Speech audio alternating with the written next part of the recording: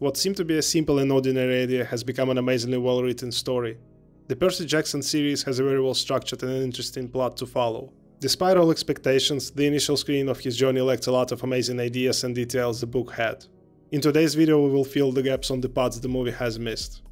Materials are based on the first book and the movie called The Lightning Thief. Our story starts with a meeting between Poseidon and Zeus. We're introduced to the main idea of the plot, that the lightning god's weapon was stolen. Main Greek gods are prohibited to directly interact with each other's symbols of power, such as the lightning bolt and invisibility helmet. So Zeus accuses the son of Poseidon, Percy. Sea God seems to be worried and defensive about his son. However, gods' relationships with their kids are mostly described as careless and even abusive in some sense. They use them to perform certain jobs, which they either cannot or are not willing to do. Also, three main gods, known as the Big Three, are not allowed to have children with human women, after what they've done during World War II. Our hero was a 12-year-old boy from a relatively poor family. As he suffers from ADHD and dyslexia, he struggles with his studies and could not stay in the same school for a while. In his current one, Yancey Academy, he finally got a friend whose name is Grover. In the book, he is mostly described as a shy guy, who is unconfident of his own abilities, although he pursues ambitious goals and tries to look strong and protective of his fellow friends. With the class, they are going on an excursion to the museum, which was led by his history teacher Mr. Brunner. Unlike in the movie, he accidentally showed his demigod powers when he got angry at his classmate, a girl named Nancy. He pushed the water from a fountain into her and passed out. As he wakes up, his teacher Miss Dodds takes him to another room. She tells him that she finally found him and transforms into a fury. Mr. Brunner goes in and throws him a pen. As he catches it and presses on it, Sword appears. When she attacked, Percy slashed her and she was turned into a dust. Monsters in the Percy Jackson universe cannot be fully killed. They reappear after some time has passed. The time they need to recover is uncertain. Some may need weeks, others months. Our hero is shocked and confused. When he has returned to his class, nobody remembers nothing about what happened, as well as they don't remember their furious teacher. Mr. Brunner takes back his pen and says that all of this was his imagination and refuses to give any explanations. This concept is called the mist. Whenever humans see any supernatural activity, they vision it as something ordinary. For example, if they see a fury, they would probably picture it as a hawk or some other animal. Their escape to the camp happened way later. Percy with his mom went on a nice holiday trip to the shoreline. At night, Grover ran into their house to warn them about the upcoming danger. It was the first time Percy saw his true nature. They hopped into the stepfather's Camaro and moved on. As they were getting closer to the Half-Blood camp, Minotaur rammed their car. Rest of the fight was the same as in the movie, except from the entrance into the camp. It was a lone tree on a hill, which was marking the beginning of a hidden territory. Unless you cross its barrier, you won't see anything but an empty field behind it.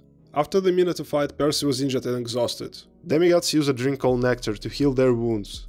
Although small portions of it can heal, if they drink too much of it, they will be burned from the inside. For humans, even a few drops are lethal.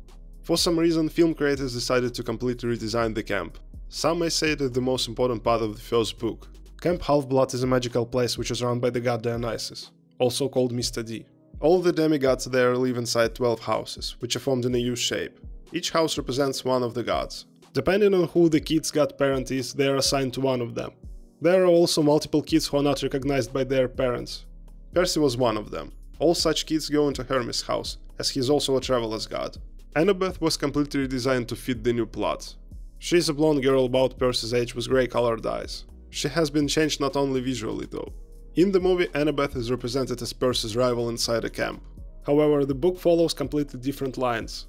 Afine's daughter was the one who took care of Percy when he was recovering after the Minotaur's battle. She wasn't his opponent during a flag capture event, they were on the same team. This role was performed by Ares' daughter, Clarice. In fact, Annabeth was long waiting for Percy's appearance inside the camp. She was told by the Oracle that she will not go on a quest until somebody special will arrive.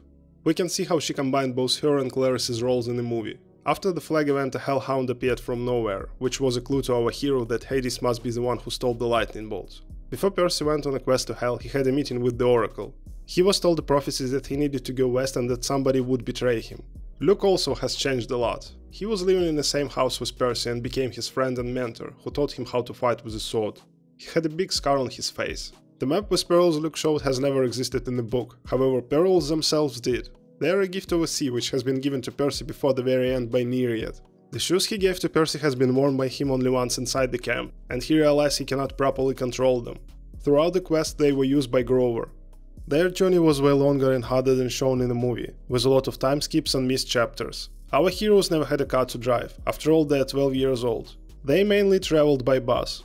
On one of them we had our first encounter with monsters. They were attacked by the Furies. Monsters were looking for something that Percy supposedly had. Kit successfully escaped the bus and ran into Auntie M's shop. She seemed like an all-reasonable lady, but when Grover saw his uncle's statue, he realized that they were inside Medusa's den. After an intense battle, Percy cut her head off. Unlike in the movie, our hero didn't take her head with him. They found a god mail through which Medusa was selling her statues.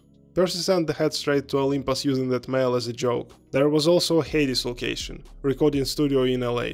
Afterwards, our team took a train and headed west. In the film, their next peril was located inside a replica of the Parthenon. The fight with Hydra was a substitution for another Percy's encounter from the book. Couple days passed by and they arrived in St. Louis. Annabeth insisted on visiting the Gateway Arch. Inside of it, guys separated and Percy was left alone with the Echidna in its creation, Chimera.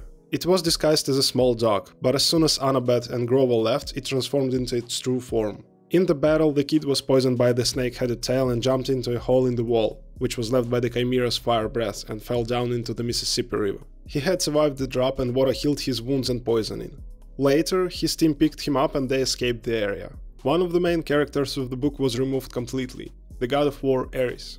He met with our team in Denver, inside a cafe. Ares is presented as a biker with red glasses. He asks Percy to retrieve back his shield, which he left in the water park on a date with Aphrodite. The team got it back, escaping the Hephaestus trap, and as a reward he gave them a backpack full of clean clothes and showed them a truck which was going to LA. They hid inside its trunk and moved on. Ares will be mostly uncovered as a character later on in the story. As they arrived in LA, they were tired and exhausted. Our team stumbled upon a hotel named Lotus. Overall idea is the same as in the movie. Time flies quickly inside and nobody wants to leave it as long as they are continuing on eating their food. This part is almost a full copy of the book one, except it's adapted to the hero's age. After some time they finally found the recording studio. They met Styx's boatman inside, Charon.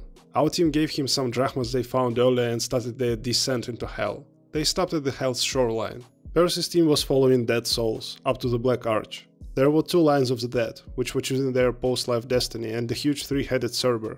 They tricked him with a ball and moved on through the dead fields, also known as Asphodel Meadows. Soon after, the shoes which Luke gave started to act strange. They were carrying Grover straight into Tartarus tunnel. Team managed to take them off and save him. Percy noticed that the backpack that Ares gave him started to gain weight. Inside the palace they finally met with Hades. He is as high as other gods, with white skin and golden crown, nothing like we see in the movie. Turned out he did not take the lightning bolt. Moreover, his helmet of darkness was stolen along with it. He commanded Percy to open his backpack to prove that he is not the stealer. Our hero opened it and everyone saw that the lightning bolt was inside it. Hades went furious. He knew about the magical pearls and that they could help them to escape the hell safely. Hades showed Percy his mother, and under pressure he made our hero choose who will leave. With pain in their hearts, heroes have escaped, leaving Percy's mother there. As they walked, they were far out in the ocean. The world was crumbling under Hades' wrath.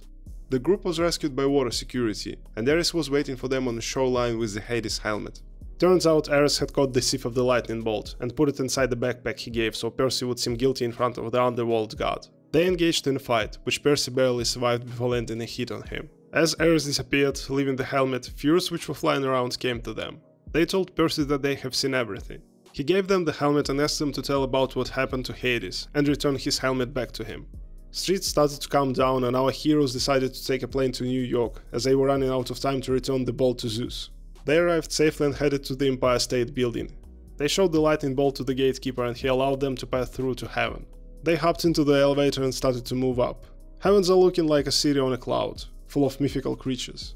In the throne room there were only two gods, Zeus and Poseidon. Percy described everything about his quest and gave the lightning god back his weapon. As they were discussing who is guilty of stealing, gods realized it's their father, a titan named Kronos. Zeus commanded to Percy to leave the heavens and abandon the building. Our hero had a relieving talk with his father. Poseidon said when he will get back to home a package with a gift will be waiting for him, and that he did great on completing his quest. Percy returned back to home, where he was met with his mother Sela and stepfather Gabe. Hades freed her after Furies returned his helmet and proved Percy's innocence.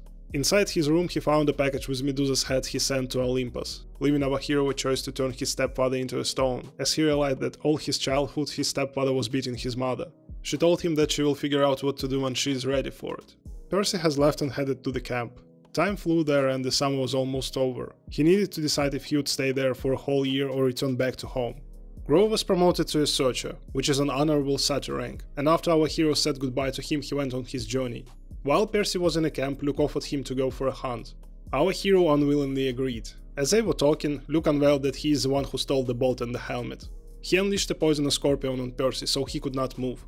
Cronus started to appear in his dreams and convinced him to do it. Hermes' son was disappointed in the pointless quest his father gave him, which was a copy of Hercules' one.